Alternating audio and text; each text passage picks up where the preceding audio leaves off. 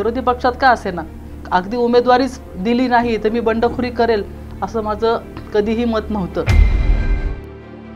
अपमानास्पद वागणूक जर मिळाली तर कोणी स्वतःच्या घरात सुद्धा सहन करत नाही. इकडे पक्ष सोडलाय ही भावना, उद्धव साहेबांना सोडलंय हे दुःख आहेच मनामध्ये, ते शल्य राहणारच आहे ते मनामध्ये. युद्धामध्ये कसं असतं, साम दाम दंडभेद असतं, म्हणजे म्हणतात ना everything fair in love and war, त्या पद्धतीने सगळ्या गोष्टी घडल्या असतील कदाचित.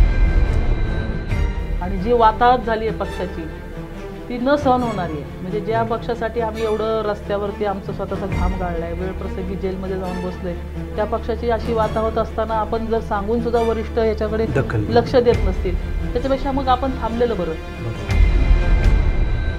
प्रेक्षको नमस्कार, मी उत्तम कुटे, आपण पाहतात आपला आवाज.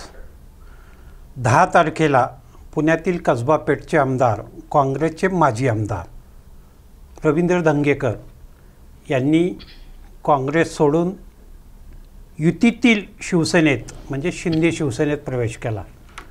त्यानंतर 2च दिवसांनी म्हणजे 12 तारखेला शिवसेनेच्या आक्रमक आणि लढाऊ नेत्या पुणे जिल्हा महिला संघटिका सुलभा उबाळे यांनीसुद्धा ठाकरे सेनेला जय महाराष्ट्र केला आणि त्यांनीही शिंदे शिवसेनेची वाट धरली. गेली 33 वर्ष त्या शिवसेनेतच होत्या, एकाच पक्षात होत्या. त्यांच्या राजकीय कारकिर्दीची सुरुवातच शिवसेनेपासून झाली. जडणघडण सगळी त्या पक्षात झाली. त्यामुळं 33 वर्षानंतर त्यांनी पक्ष का सोडला याची मोठी चर्चा झाली. त्याची शंका का सोडला लोकांच्या मनात डोकावं लागली. म्हणून आपण त्यांना आज आपल्या स्टुडिओवर ते कारण जाणून घेण्यासाठी बोलवलं आहे. सुलभा उबाळे या ठाकरे गट सोडून शिंदे शिवसेनेत प्रवेश करणार ही बातमी आपण 12 तारखेला दुपारी दिली आणि संध्याकाळी त्यांनी शिवसेनेत प्रवेश केला. त्यानंतर त्या पहिल्यांदा आपल्या स्टुडिओत आल्या आहेत.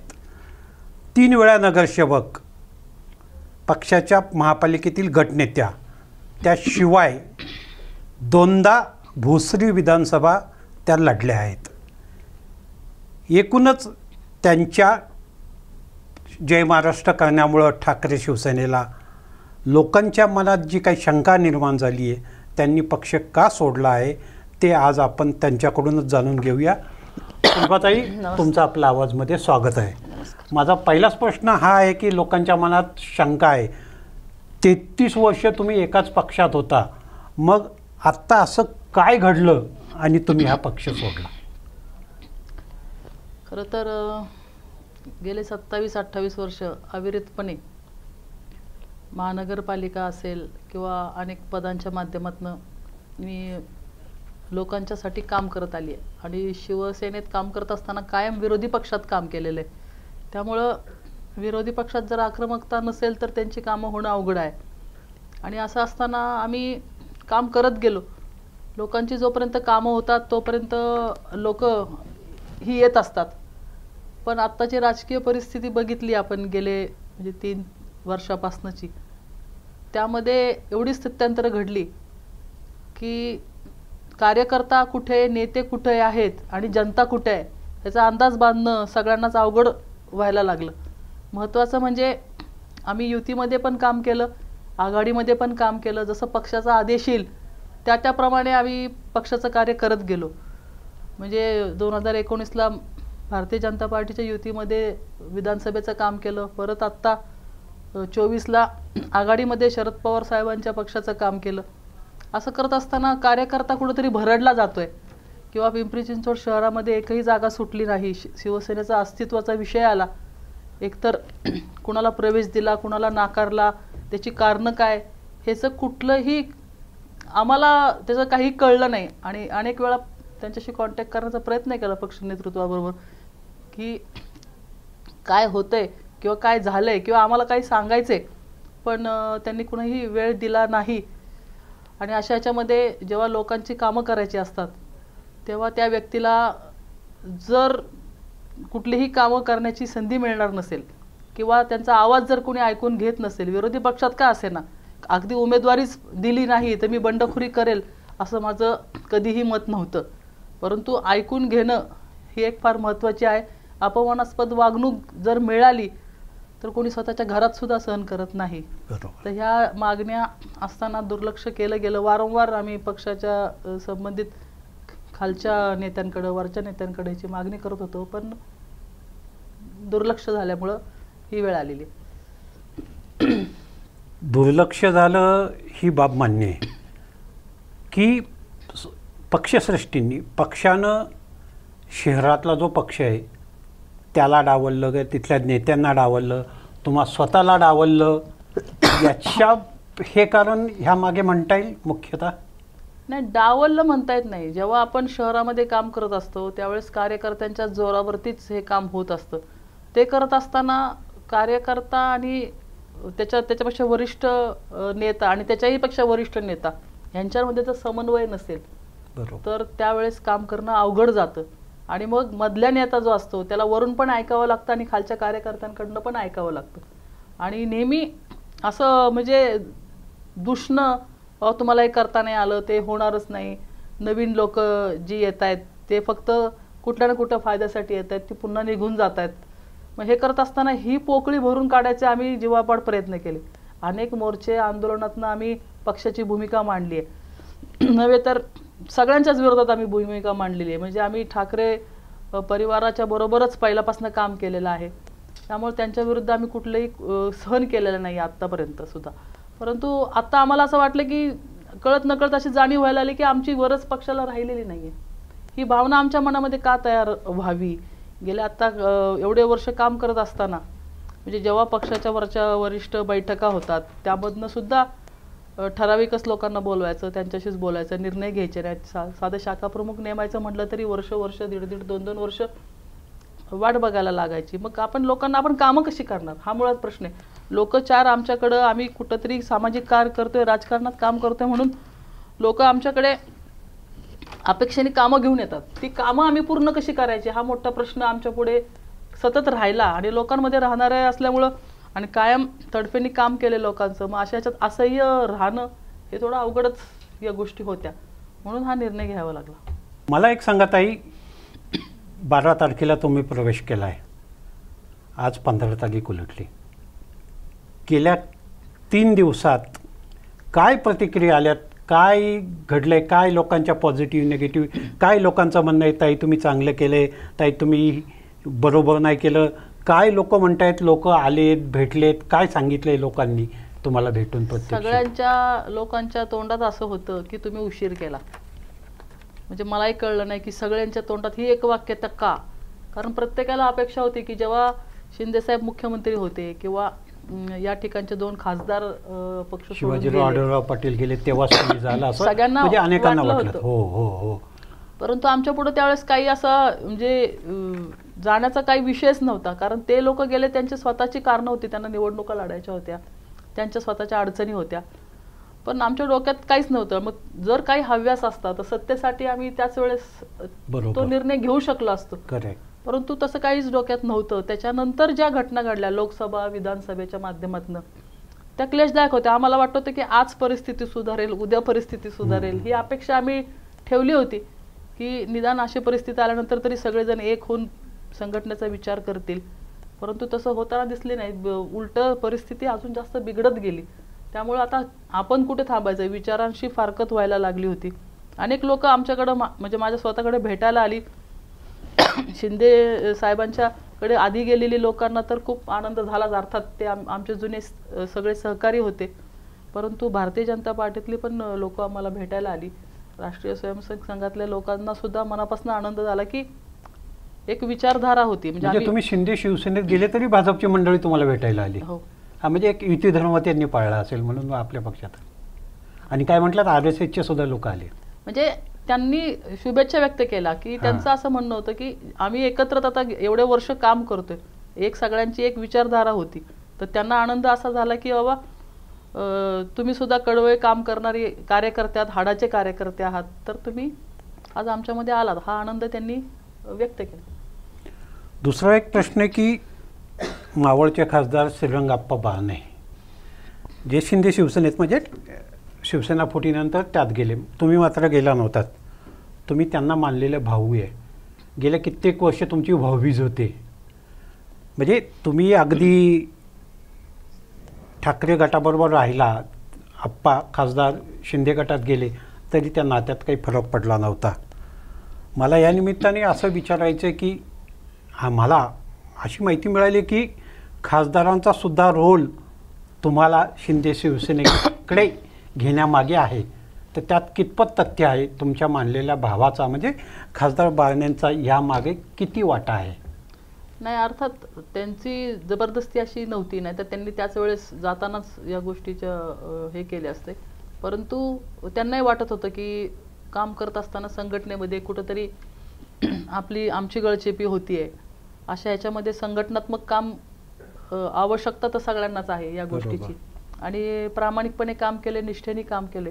त्यामुळं बाबा ताई, आता तुमचे तिथे जर घुसमट होत असेल तर तुम्ही निश्चितपणे या, अशा प्रकारचं त्यांनी म्हणजे बातचीत केली, आणि मग त्याच्यावरती विचार करून कालांतराने हा निर्णय घेतला. मला पुढचा प्रश्न असा येत आहे की शिवसेना म्हणजे आता अधिकृतपणे आपण शिवसेनाच म्हणतो आणि यांना ठाकरे गट म्हणतो, तर शिवसेनाच म्हणजे शिंदे शिवसेनाच का? त्याच विचाराचा मिळता जुळता पक्ष किंवा हिंदुत्वाशी कास असलेला पक्ष भाजपसुद्धा आहे, किंवा सत्तेत असलेला राष्ट्रवादी म्हणजे अजित पवार हा सुद्धा आहे. मग राष्ट्रवादी किंवा भाजप या पक्षात न जाता शिंदे शिवसेनेत म्हणजे युतीतल्याच शिवसेनेत तुम्ही का गेलात?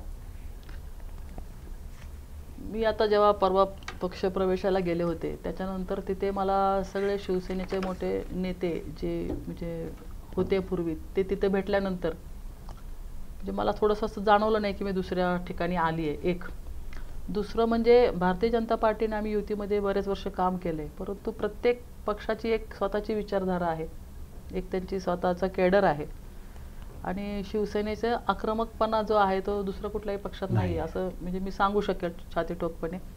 तर त्यामुळं तिथं बाळासाहेब आहेत शिंदे साहेबांकडं, त्यांच्या विचाराने सगळे चाललेले आहेत. इथे धनुष्यबाण जो आहे आमचा, इथे दुर्दैवानं आम्हाला लोकसभेला पण धनुष्यबाणाचा प्रचार करायला मिळाला नाही आणि विधानसभेला पण मिळाला नव्हता. त्यामुळे त्या धनुष्यबाणाचं प्रेम तर प्रत्येकाचं शिवसैनिकाचं असणं स्वाभाविक आहे. बरोबर आहे. आणि आपला स्वभाव किंवा आपले काम करण्याची पद्धत जिथे आहे पूर्वी तिथे जाणं जास्त म्हणजे सोपं वाटलं. आणि राष्ट्रवादी काँग्रेसच्या बरोबर तसं म्हणजे विरोधात काम केले गेले, परंतु त्यांची कामाची पद्धत वेगळी आहे किंवा त्यांचे स्वतःचे सेटल्ड कार्यकर्ते इथे आहेत, मग त्यांच्याशी आपलं कुठपर्यंत जमू शकेल. एका विचारांनी चाललोय तर त्याच विचारांबरोबर गेलोय, त्यामुळे तसं काही इकडे पक्ष सोडलाय ही भावना, उद्धव साहेबांना सोडलंय हे दुःख आहेच मनामध्ये, ते शल्य राहणारच आहे ते मनामध्ये. परंतु त्यांची ही हे आहे परिस्थिती ती सुद्धा आम्हाला बघवतच नाहीये, परंतु ते आजूबाजूच्या लोकांच्यामुळे ह्या घटना घडतायत. त्यामुळे दुर्दैव आहे की चांगली चांगली लोक आज सोडून चाललेली आहेत, असा हा विषय आहे. मला एक विचारायचं की तुम्ही पक्ष सोडणार आहात हे अगदी तुम्ही उद्धव ठाकरेंना जाऊन स्पष्टपणे त्यांना भेटून सांगितलंय असंही कळतंय? हो, मी 1 महिन्यापूर्वीच राजीनामा पाठवला होता साहेबांकडे, सांगितलं होतं. तर त्यांनी त्याच्यानंतर गेल्या 8 दिवसापूर्वी आम्ही दोघंही पती पत्नी त्यांना भेटायला गेलो होतो. दोघे म्हणजे नवरा बायको? नवरा बायको आम्ही भेटायला गेलो होतो. त्यांना सांगितलं की साहेब अशी अशी पडझड झालेली आहे शहरामध्ये, काम करणं अवघड झालंय. तर त्यांनी सांगितलं तुम्ही जुनी लोक आहात, असे निर्णय घेत असताना तुम्ही विचार करा पुन्हा एकदा या गोष्टीचा, तर नवीन चेहरे पक्षात आले पाहिजेत. तर मी आता काही सगळ्या गोष्टी सांगू शकत नाही ह्याच्या पुढे स्क्रीनमध्ये. काही लोकांच्या बद्दल मी ऑब्जेक्शनेबल त्यांना म्हणजे त्यांच्याबद्दल काही गोष्टी म्हटलं तर त्याच्यानंतर साहेबांना त्याचं हे सांगणं पण अवघड झालं की आहे. मग आपण विचार केला की चला म्हणजे आपली जास्त एवढी गरज पक्षाला पण वाटत नाहीये आणि शेवटी त्यांचेही काही बंधन आहेत, त्यांच्याही काही जे मजबुऱ्या आहेत की ते ज्या प्रकारे आता सगळं चाललेलं आहे, तर आम्ही त्यांना सांगून आलेलो आहे की आम्ही, तर ते विचार करा म्हणाले, तर आम्ही त्याचं उत्तर दिलं नव्हतं, परंतु विचार करत असताना आम्ही पक्ष बदलला आहे त्यावेळेस. म्हणजे थोडक्यात तुम्हाला असं म्हणायचं की मला वाटतं ही एक घर वापसी आहे, तुम्ही पक्षांतर असं काही केलं नाही, शिवसेनेचंच एका गटातून फक्त तुम्ही आता तसं कायद्याने सुद्धा किंवा मान्यता दिली किंवा अधिकृत विधानसभा अध्यक्षांनी तसा निर्णय दिला की मूळ शिवसेना ही शिंदेंची आहे, त्यामुळं माझ्या अनुमानाप्रमाणे किंवा तुमचा जसा अंदाज आहे की त्याच्याप्रमाणे की तुम्ही शिवसेनेतच आहात, फक्त ह्या गटातून जी काय अधिकृत मानली गेलेली आहे त्या शिवसेनेत गेलात, म्हणजे राष्ट्रवादीत किंवा भाजपमध्ये गेलात, पक्षांतर केलं असं ते म्हणता यायचं नाही. नाही, हे टेक्निकल गोष्टी आहेत पक्षाच्या, म्हणजे मला वाटत नाही, म्हणजे जसं आपण म्हणतो ना की इकडे आता हे पण घर आमचं होतं आणि हे दुसरं घर सुद्धा आमचं नाही असं नाही, ते आता आमचंच आहे. आणि त्याच्यातनं म्हणजे शिंदे साहेबांचं बाबतीत म्हणाल तर सुरुवातीला जे त्यांच्यावरती आरोप प्रत्यारोप झाले, सगळ्या गोष्टीतनं त्यांच्यावरती जे टीका झाल्या, त्यांनी आज सरती शेवटी त्यांनी ते सिद्ध करून दाखवलं की ठीक आहे, तुम्ही म्हणताय त्या गोष्टी त्यांनी ऐकल्या, पण त्यांनी त्यांचे खासदार निवडून आणले, त्यांनी त्यांचे आमदार निवडून आणले, त्यांनी स्वतःला सिद्ध केलं. आपण जे आरोप करत असतो ते जनतेमधनं जर त्याचा प्रतिसाद असता तर त्यांना हे यश मिळालं नसतं कदाचित. त्यांनी करून दाखवलं. आणि हे म्हणत असताना आपण असं म्हणूयात की काही गोष्टी खऱ्या अंशी कुणाच्याही चुकल्या असतील, परंतु शेवटी आपल्याला राजकारण करायचे, म्हणजे आपण समाजकारण की आपण फक्तच लोकांच्या पुढे जाऊन हात जोडून उभं राहिलं तर आपल्याला मतं मिळणार नाहीत. आपल्याला विकास कामं पण करणं गरजेचं आहे, आपल्याला लोकांच्या प्रश्नाला आपल्याला लोकांना भेटणं गरजेचं आहे. या कुठंतरी विसंगती आहेत. त्यांच्या शिंदे साहेबांचे 24 तास काम करण्याची पद्धत असेल किंवा त्यांनी जेवढी लोक नेली त्यांना निवडून आणायचं असेल. युद्धामध्ये कसं असतं, साम दाम दंडभेद असतं, म्हणजे म्हणतात ना everything fair in love and war, त्या पद्धतीने सगळ्या गोष्टी घडल्या असतील कदाचित, परंतु शेवटी राजकारण आहे. जर मग आता इकडे ठरवायचं तुम्हाला राजकारण करायचं का नाही करायचं, राजकारण करायचं असेल तर तुम्हाला प्रवाहाबरोबर जावं लागेल, अन्यथा एकदा पडल्यानंतर दोनदा पडल्यानंतर लोकही तुम्हाला काळाच्या बाहेर टाकून देतील. आणि जर तुमची क्षमता असताना, तुम्ही सगळ्या गोष्टी करू शकत असताना जर तुम्हाला फक्त डावललं जाते किंवा तुम्हाला फक्त दुर्लक्षित तुम्ही जर केलं जात असाल तर मग काय करायचं, हा प्रश्न तर सक्षम कार्यकर्त्यांच्या पुढे येणारच आहे भविष्यामध्ये. पण तुम्ही म्हटलं की डावललं गेलंय म्हणून मी काही पक्ष सोडलेला नाही, माझं नाही म्हणत आहे मी वैयक्तिक, मी ओव्हरऑल सगळ्यांच्या बाबतीत हा विषय बोलते. मला डावललंच नाही, मी ह्यावेळेस तिकीट विधानसभेची तयारी निश्चितपणे करत होते, परंतु माझा असा आग्रह नव्हताच की मलाच द्या. तुम्ही शहरामधला एक मतदारसंघ सोडा, तुम्ही जे काय देताय, समजा कुणाला दुसरा देत असाल तर तुम्ही आम्हाला सांगा की ह्याच्याने ह्याच्यामुळे देतोय, अशा प्रकारे आहे, तुम्ही काम करा. पण ही पद्धत आहे ना बोलण्याची, लोकशाही असली पाहिजे कार्यकर्त्यांच्यासाठी सुद्धा, ते सांगितलं गेलं नाही. आणि शेवटच्या क्षणापर्यंत म्हणजे तुम्हाला भोसरी विधानसभा सुटेल, पिंपरी सुटेल ह्या अपेक्षेने कार्यकर्ते थांबले. आणि जी वाताहत झाली आहे पक्षाची ती न सहन होणारी आहे. म्हणजे ज्या पक्षासाठी आम्ही एवढं रस्त्यावरती आमचा स्वतःचा घाम गाळलाय, वेळ प्रसंगी जेलमध्ये जाऊन बसलोय, त्या पक्षाची अशी वाताहत असताना आपण जर सांगून सुद्धा वरिष्ठ याच्याकडे लक्ष देत नसतील, त्याच्यापेक्षा मग आपण थांबलेलं बरं, बरोबर, अशी भावना झाली. 11 केसेस आज माझ्यावरती आहेत, 2-3 केसेस नील झाल्यात. हे सगळं म्हणजे काय स्वतःसाठी झालेल्या गोष्टी नाही आहेत ह्या. मला विधानसभेची 2दा उमेदवारी दिली, त्याच्याबद्दल जाहीर सभेमध्ये बऱ्याच वेळा साहेबांवर समोर भेटल्यानंतर सुद्धा याचे मी त्यांना आभार मानलेले आहेत. परंतु ते दिल्यानंतर सारखं ते जर तुम्ही बोलून दाखवलं की 2दा उमेदवारी दिली, तर त्याची तुम्ही हिस्ट्री बघितली नाही की 2009ला उमेदवारी दिल्यानंतर तत्कालीन तिथल्या शहर प्रमुखांनी बंडखोरी केली, त्याला 6000 मतं पडली, मला 1200. त्यावेळेस त्यांची बंडखोरी थांबवण्याचा पक्षातनं काही कोणी प्रयत्न केला नाही किंवा वरिष्ठ कोणी आले नाहीत. 14ला युती तुटली आणि उमेदवारी दिली, तसं तर तिसरं कोणी उभं राहायला तयार नव्हतं त्यावेळेस. आणि मग ह्या सगळ्या गोष्टी आहेत त्या लक्षात न घेता फक्त या गोष्टीवरती जर तुम्ही कराल की एका कार्यकर्त्याला आम्ही दिलं तर त्यांनी सक्सेस नाही झालं, त्याच्यामध्ये तुम्ही सपोर्ट काय केला. आज तुम्ही बघताय भारतीय जनता पार्टीमध्ये असेल किंवा अजितदादांच्याकडे असेल किंवा पवार साहेबांकडे सुद्धा, म्हणजे जे आघाडीमध्ये आता आहेत, कार्यकर्त्यांकडं एवढं बारीक लक्ष आहे त्यांचं आणि एवढ्या प्रकारची मदत कार्यकर्त्याला केली जाते, म्हणजे प्रोत्साहन दिलं जातं. जर तुम्हाला एखाद्या कार्यकर्त्याला प्रोजेक्ट करायचा असेल विधानसभेसाठी तर त्याच्या पाठीमागे ताकद उभं करणं सुद्धा पक्षाचं काम आहे. म्हणजे तुम्ही निराश होण्याचं किंवा पक्ष सोडण्याचं हे सुद्धा एक कारण असू शकतं की 3 मतदारसंघापैकी किमान जिथं तुमची ताकद आहे, भोसरीसारखा मतदारसंघ जो तुम्ही पूर्वी लढलेला आहात किंवा ह्या वेळेला चिंचवडला सुद्धा दावा होता, पण किमान 3 पैकी महायुतीत भोसरी तरी शिवसेनेला सुटावा आणि तो अशी तुमची इच्छा, पक्षाची इच्छा होती, इथल्या इच्छुकांची इच्छा होती, ती पूर्तता झाली नाही. ते सुद्धा एक कारण ठरलं की त्याच्यामुळं तुम्हाला म्हणा, इथल्या स्थानिक नेत्यांना म्हणा, बळ मिळालं नाही, पक्ष वाढायला त्याच्यातून ताकद मिळाली नाही. हे सुद्धा एक कारण याला कारणच आहे. हे आम्हाला असं दिसलं की भविष्यामध्ये आमचं आता काही खरं नाहीये. म्हणजे पूर्ण शहरातच नाही तर अख्ख्या जिल्ह्यामध्ये 21 तालुके आहेत या पुणे जिल्ह्यामध्ये, 21 विधानसभा आहेत मतदारसंघ. तर त्या विधानसभेमधले फक्त 2 विधानसभा सुटल्या, म्हणजे बाकीच्या सुटल्या नाहीत. म्हणजे ते आधीच म्हणलं जात होतं की मुंबईमध्ये ते तिकडे जास्त घेणार त्यांनी पुण्याला. बरोबर. मग आम्हाला जर राजकीय दृष्ट्या भविष्य जर इथं राहत नसेल तर मग पुढं काय करायचं हा प्रश्न प्रत्येकाच्या पुढे आहेत ना. ज्याला निवडणुका लढायच्या आहेत किंवा ज्यांना काम करायचंय, बरोबर आहे, त्यांच्यासाठी हा प्रश्नचिन्ह तर निर्माण झालंच. म्हणजे राजकीय भवितव्याचा किंवा तोही विचार डोळ्यापुढे तो आलाच होताच. मला आणखी एक विचारायचं की फक्त राष्ट्रवादी भाजप हे दोन्ही पक्ष सत्तेत आहेत, शिंदे शिवसेना, म्हणजे शिवसेना तुम्ही गेलात तोही पक्ष सत्तेत आहे, त्या दोन्ही पक्षांपेक्षा तुम्ही शिवसेना निवडली, तर तिकडनं तुम्हाला काही ऑफर होती, काही हे पद देऊ किंवा आत्ता महामंडळाच्या नियुक्त्या होणार आहेत, महामंडळ देऊ किंवा अशी काही सशर्त हा काही प्रवेश झालाय असं म्हणू शकतो? अजिबात सशर्त प्रवेश नाही आणि कुठली अट नाहीये त्याच्यामध्ये. मी संघटनेमध्ये काम केलंय आणि संघटनेमध्येच काम करण्याची माझी इच्छा होती. त्याच्यानुसार जेव्हा त्यांनी सगळं बघितल्यानंतर त्यांनी प्रवेशाच्याच दिवशी मला शिवसेनेचं उपनेतेपद दिलं, जे की पक्षामध्ये 2 नंबरचं पद मानलं जातं.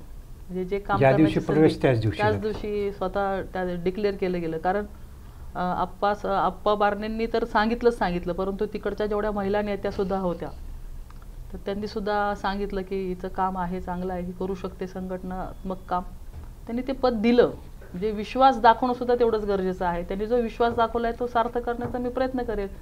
बाकी उरलं ह्या महामंडळ वगैरे, तर मी तुम्हाला सांगितलं की पहिल्यापासूनच विरोधी पक्षात काम करण्याची धमक आहे आणि केली आहेत आत्तापर्यंत. कामं कशी करून घ्यायची ते आम्हाला माहिती आहे. त्यामुळे असं काही गरज नाही की आपल्याला कुठलं शासकीय पद असेल भविष्यात किंवा असेल नशिबात, तर त्या सगळ्या गोष्टी होतील सुद्धा. राजकारणात काहीही फिक्स नाहीये आणि काही म्हणजे म्हणतात ना, ते बोलेल ते घडेल असं सध्या तरी चित्र नाहीये. अपेक्षा नाही केली तर त्याचं दुःख होत नाही.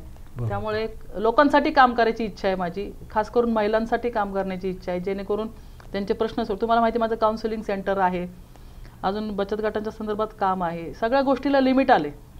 त्यामुळे मी ओपनमध्ये या गोष्टी मी आता करू शकेल, जास्तीत जास्त लोकांपर्यंत पोहोचू शकेल, या अपेक्षेने मी हा बदल केलेला आहे. तुम्ही 3 वेळा नगरसेवक झालात. मला वाटतं महिलांसाठी राखीव वार्ड असूनही तुम्ही तिथून न लढता जनरल वार्डातून नगरसेवक झालेला आहात. तर त्या अनुषंगानं प्रश्न आहे की ओघाना आहे की तुम्ही पुन्हा नगरसेवकची काही जर इलेक्शन लागली, बहुधा शक्यता कमी आहे की आत्ता उन्हाळ्यात होणे आहे, हिवाळ्यात दिवाळीनंतर ती होईल अशी शक्यता आहे. सगळं सर्वोच्च न्यायालयाच्या निकालावर अवलंबून आहे. मला त्या अनुषंगानं फक्त एवढंच विचारायचं की शिवसेना फुटल्यानंतर आणि आत्ता तुम्ही ज्या शिवसेनेत गेलात, म्हणजे शिंदे शिवसेनेत गेलात, ते पहिल्यांदा पिंपरी चिंचवड महापालिकेची निवडणूक लढेल. मग ते तुम्ही युती म्हणून लढणार, प्रत्येक स्वतंत्र तिन्ही पक्ष लढणार, हा नंतरचा भाग. कारण अजून इलेक्शनचं अजूनही चित्र स्पष्ट झालेलं नाही. परंतु या निमित्ताने शिंदे शिवसेनेचं खातं पिंपरी चिंचवडमध्ये उडेल, कारण ती पहिल्यांदाच सामोरं जाईल. तर तुमचा काय अंदाज आहे? तुमच्यासारखी ताकदवर नेत्या आत्ता शिंदे शिवसेनेत गेलेल्या आहेत, त्यामुळं शिवसेनेला ह्या पक्षाला शहरात बळ तर मोठं मिळालंच आहे, परंतु जी काही ताकद एकूणच ओव्हरऑल शिवसेनेची एक संधा असताना सुद्धा भाजप आणि त्यापूर्वीच्या राष्ट्रवादीच्या काळात दिवसागणिक म्हणजे दर पंचवार्षिक गणिक कमी होत गेली होती, नगरसेवकांची संख्या कमी होत झाली होती. तर ह्या वेळेला शिंदे शिवसेनेचं खातं उघडून तुम्ही उघडणारच, यात वाद नाही, परंतु किती जागा, समजा तुम्ही युती म्हणून लढला, महायुती म्हणून किंवा स्वतंत्रही लढला, तर किती जागा मिळू शकतील तुम्हाला? आता हे बघा, शेवटी खासदार साहेबांच्याच नेतृत्वाखाली इकडच्या निवडणुका होतील निश्चितपणे. आता म्हणाल तर कार्यकर्ता कुठल्या पक्षाचा आहे त्याच्यापेक्षा त्याचं स्वतःचं ग्राउंड सुद्धा तेवढं महत्त्वाचं आहे. प्रत्येक जो इच्छुक उमेदवार आहे, आता लोकसभेचा विधानसभेचा कल बघितला तर दोन्ही कल एकमेकाच्या विरोधातले आहेत. म्हणजे लोकांच्या मनात काय चाललंय ते बहुतांशी कळणार नाहीये. परंतु मला खात्री आहे की म्हणजे मागच्या सुद्धा त्या जेवढे सीट होते त्याच्यापेक्षा जास्त निश्चितपणे शिंदे गटाच्या ह्या जागा या शहरामध्ये निवडून येतील. म्हणजे शिवसेने एक संघाच्या जेवढ्या सीट होत्या, माझ्या माहितीवर 9 की 11 तुमच्या त्यावेळेला होत्या, म्हणजे त्याच्यापेक्षा जास्त येतील असं तुम्हाला ठाम विश्वास आहे? हो, निश्चितपणे. त्याच वेळेला आता तुमचा प्रतिस्पर्धी झाला म्हणता येईल, असं म्हणता येईल, तर ठाकरे गट काय अवस्था होईल, काय स्थिती असेल, याचं काय अनुमान तुम्हाला आहे? नाही, आता काहीच सांगता येत नाहीये की किती लोक राहतील. आता मुळात हा प्रश्न आहे. बरेच जण निवडणुकीची वाट बघतायत, युती होईल, आघाडी होईल की नाही, एकटं लढायचं आहे का नाही, कुठून तिकीट, आता प्रत्येकाच्या पुढे तो प्रश्न आहे. त्यामुळे त्यावेळेस काय परिस्थिती असेल त्याचा काहीच अंदाज नाहीये. परंतु मला खात्री आहे की युती झाली तर चांगलंच आहे, जरी नाही झाली तरी सक्षमपणे म्हणजे शिंदे साहेबांच्या नेतृत्वाखाली, आप्पांच्या नेतृत्वाखाली या शहरामध्ये म्हणजे या जुन्या शिवसेनेपेक्षा जास्त सीट्स निश्चितपणे येतील. आता तुम्ही येऊन 3 दिवस झालात, तुमच्या डोळ्यासमोर आता काय कार्यक्रम आहे, काय प्राधान्य आहे, की थेट महापालिका निवडणुकीची तयारी करायची, की आत्ता पहिलं लक्ष तुमचं साध्य, पहिलं टार्गेट काय आहे? नाही, मला आता उपनेता म्हणून जबाबदारी दिलेली आहे, त्यामुळे मला आता ते काम कुठल्या प्रकारचं म्हणजे किती मला हद्द देत आहेत काम करण्यासाठी ते महत्त्वाचं आहे. परंतु होम पिच फार महत्त्वाचं असतं.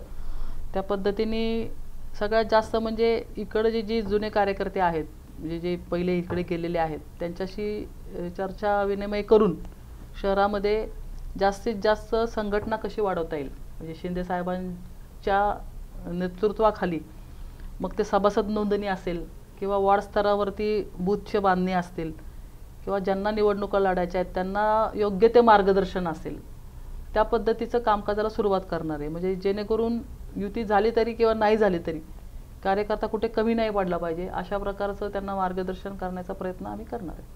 म्हणजे थोडक्यात की जसं महायुतीचं सरकार होतं, उद्धव ठाकरे मुख्यमंत्री होते, त्यावेळेला शिवसेना जोमात होती, परंतु ते सरकार गडगडलं, भाजपचं सरकार आलं, देवेंद्र फडणवीस मुख्यमंत्री झाले, नंतर त्यांना अजितदादा जाऊन मिळाले, शिंदे गटही मिळाला. परिणामी काय झालं की ठाकरे शिवसेनेची मोठ किंवा विस्कळीत झाली किंवा ती मोठ सुटायला लागली, तर ती तुम्ही बांधायचा प्रयत्न करताय असं तुम्ही सांगितलं आहे.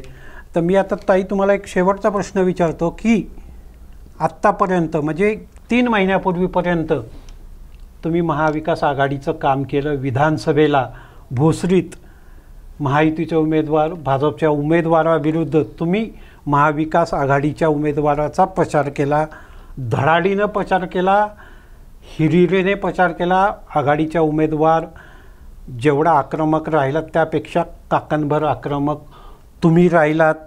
आणि आत्ता अशी परिस्थिती आली आहे की तुम्हाला त्यांच्याच जे विजयी उमेदवार झालेत, भाजपचे उमेदवार महेश लांडगे म्हणा किंवा तो पक्ष भाजप, कारण आता तुम्ही महायुतीत आहात शिंदे गट, त्यांच्याच मांडीला मांडी लावून बसावं लागणार आहे.